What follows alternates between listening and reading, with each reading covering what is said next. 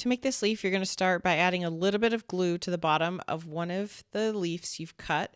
And I'm just going to pinch it on the top of the wire. You want to try to pinch it so that you don't see the wire pop through the top. Hold it there for a couple seconds for it to dry.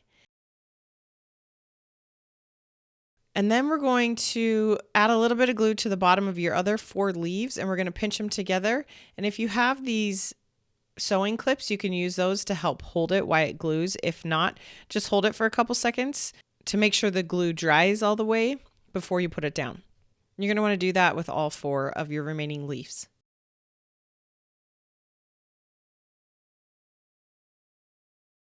Now we're going to take 2 of them and we're essentially going to sandwich them between the wire.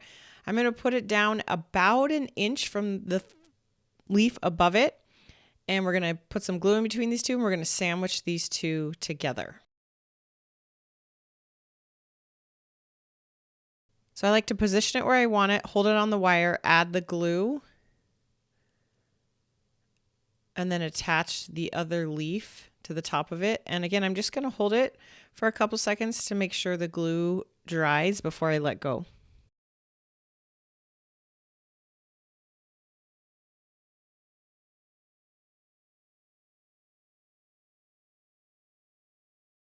You can do the same thing again with the next 2 leaves.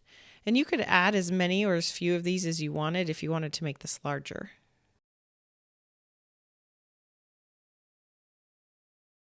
And there you go. This is a really great filler piece that I use in a lot of different flower arrangements. I bend it down over the front of it, but it's a great way to add depth and texture to your felt flower arrangements.